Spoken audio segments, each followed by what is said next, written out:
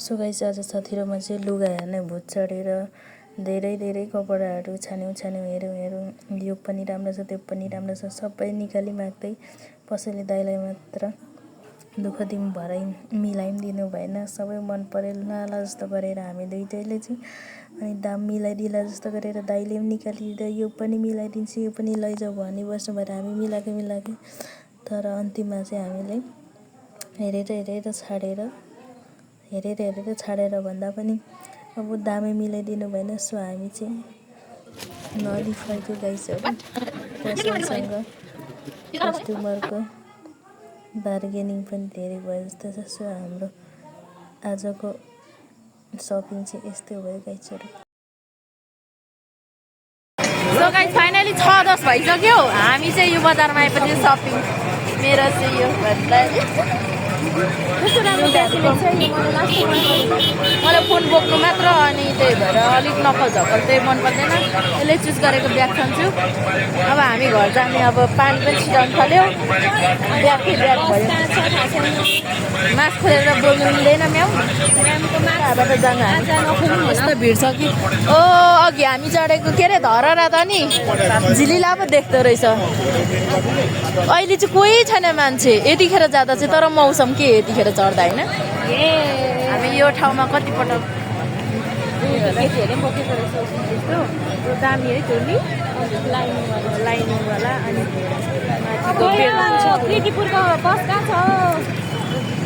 By by Dharahara हाम्रो साथीहरू के काम गरिसक्यो होला हामी चाहिँ गरिसकेकै छैन होइन यो हो बाई बाई बाई बाई कति बेला नि भरेकै छैन त्यो सिट त खाली छ त गाइसहरू कहिले पुऱ्याउने हामीलाई 7 बजे अब आजै ढिलो उसै ढिलो त्यसले सपिङ यति धेरै गरेको छ मेरो चाहिँ दामै मिलाइदिएन पछि म चाहिँ बन्दै लुक्दिन नाङ्गै पनि छैन क्या लुगा है भन्ने सोचमा आउँछ अनि त्यसपछि बोक्दिनँ मिलाइदिएन पछि मिलाइदिन धेरै बोली बस्दा अब मिल्ला त अब त्यो मिल्ने खालको त 5-6 खालको नि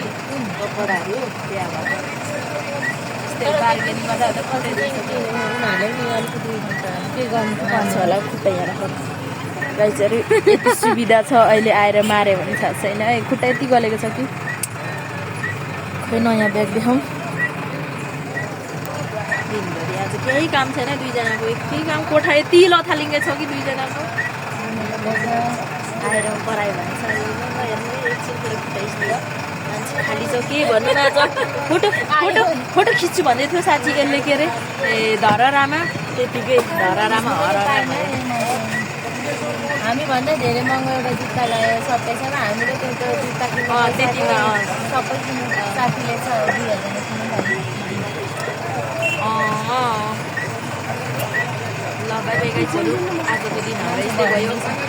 कलेजको साथी भेटाएँ अब घर गएर लथालिङ्गे कोठाहरू खिच्दिनँ म आजको दिन हाम्रो यस्तो गाइज यो भिडियो कहिले अपलोड गर्नेछु हजुरलाई पनि इन्जोय गर्नु होला धरहराको बाई बाई बसमा सरेर दौडी मस्त गीत सुनिरहेको छु के अरे एयरपोर्ट लगाएर म पनि मलाई गाडीले नकुदैछु मोमो खाएर जोड्छु गाइस त्यसरी भिडियो दिने गरेको थिएँ अहिलेको यति मात्र हो मस्तले अरिजित सिंहको खै गीत पनि सुन्दैछु र म पनि सुन्छु मेरो लता मङ्गेशकरको कि के हो मेरो चाहिँ केही खानेकुरा छैन ब्यागमा के भयो झरेर चाउचाउ किन्नु जस्तो भइसक्यो।